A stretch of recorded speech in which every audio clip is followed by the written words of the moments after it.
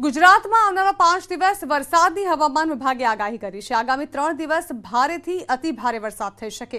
અરવલ્લી અને મહીસાગરમાં પડી શકે છે ભારે વરસાદ। 23 ઓગસ્ટે બનાસકાંઠા, દાહોદ અને પંચમહાલમાં ભારે વરસાદની આગાહી કરવામાં આવી છે। તો ત્રીજા દિવસે બનાસકાંઠા, સાબરકાંઠા અને પાટણમાં પણ વરસાદ રહેશે। સૌરાષ્ટ્ર અને કચ્છમાં પણ પડી શકે છે ભારે વરસાદ। દક્ષિણ ગુજરાતમાં સામાન્ય વરસાદ રહેશે। 3 દિવસ માછીમારોને દરિયો ન ખેડવા પણ સૂચના અપાઈ છે।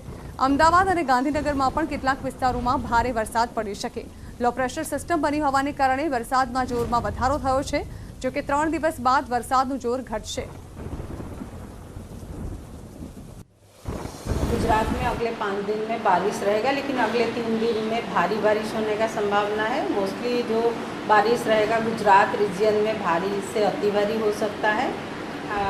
अति भारी बारिश आज भी होने का संभावना है, जैसे अरावली, महीसागर में होने का संभावना है।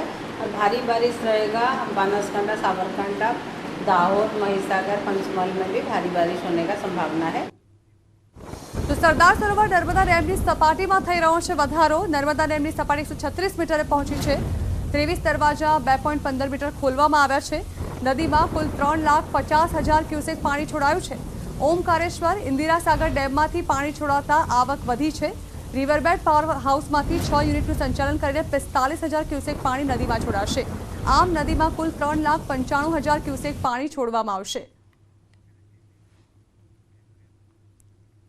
રાજ્યમાં અનરાધાર વરસેલા ચોમાસાથી મોટાભાગના રોડ ધોવાઈ ગયા છે। કરજણ નદી પર રાજપીપળાથી રામગઢને જોડતા પુલ પર 20 ફૂટ મોટું ગાબડું પડ્યું। આ ગાબડાને કારણે 10 ગામોનો રાજપીપળા સાથે સંપર્ક તૂટી ગયો છે। શાળા કોલેજના વિદ્યાર્થીઓ મુશ્કેલીમાં મુકાઈ ગયા છે। તો તોતિંગ ગાબડાને કારણે બાંધકામ અંગે મોટા સવાલ ઊભા થયા છે। 2 વર્ષ પહેલા જ કરોડોના ખર્ચે તૈયાર થયેલા બ્રિજ પર 20 ફૂટનો ખાડો પડી જાય તે વિચારવા જેવો છે। આ ખાડો પૂરી રસ્તો અવરજવર કરવા લોકોએ માંગ કરી છે। તો દાહોદ જિલ્લામાં વરસાદી માહોલ। જિલ્લામાં સાર્વત્રિક વરસાદ વરસ્યો। દાહોદ તેમજ લીંબડી અને ઝાલોદ તેમજ સંજેલી સહિત સાર્વત્રિક વરસાદ ખાબક્યો। તો આ તરફ 3 દિવસથી વરસાદ ન હોવા છતાં પણ ગામ પાણીમાં ગરકાવ છે। બનાસકાંઠાના વાવના ભાટવર ગામમાં સમસ્યા છે। ભાટવર ગામમાં 3 દિવસથી વરસાદી પાણી ભરેલા છે।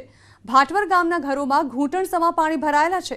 ગામના ખેતરો તળાવમાં ફેરવાયા છે। ભાટવરમાં વરસાદી પાણીનો નિકાલ ન થતાં સમસ્યા સર્જાઈ છે। લોકો 3 દિવસથી ઘૂંટણસમા પાણીમાં જીવવા મજબૂર બન્યા છે। પાણી ન ઓસરે તો રોગચાળાની ગામ લોકોને ભીતિ સેવાઈ રહી છે। હજુ પાણી ન ઓસરે તો સ્થળાંતર કરવા લોકો મજબૂર બનશે। આ તરફ ઉપલેટાનો મોજ ડેમ ઓવરફ્લો થયો। એક દરવાજો અડધો ફૂટ ખોલાયો। મોજ ડેમ પર આવેલ કોઝવે પાણીમાં ગરકાવ થયો। ગઢાળા ગામ જવાનો કોઝવે પાણીમાં ગરકાવ થયો છે। કોઝવે પાણીમાં ગરક થતાં લોકોને મુશ્કેલી પડી। નવા પુલની મંજૂરી મળી ગઈ હોવા છતાં તંત્રની લાપરવાહીનો ભોગ બની રહ્યા છે ગઢાળા ગામના વાહન ચાલકો। તાત્કાલિક નવો ઊંચો પુલ બનાવવાની ગઢાળા ગ્રામજનો માંગ કરી રહ્યા છે।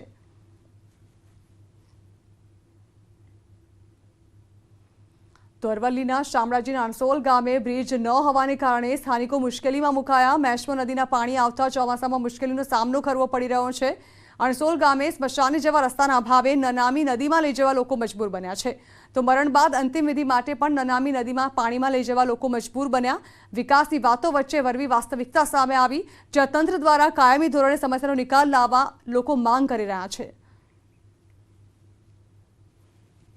જગ્યા પર નદી ઓળંગીને આવવું પડે છે। સરકારશ્રીની રજૂઆત કરી તેમ છતાં અત્યાર સુધીમાં કશું થયું નથી। માત્ર વિકાસની વાતો કરે છે, પણ વિકાસ ક્યાં છે જ નહીં। એક નદી આવેલી છે, નદીઓ હોવા માટે વારંવાર 3 વખત ઉતરવું પડે છે। અને નદીમાં જે કોઈ માણસ બીમાર હતો એને ખાટલા ઉપરથી પસાર કરવું પડે છે।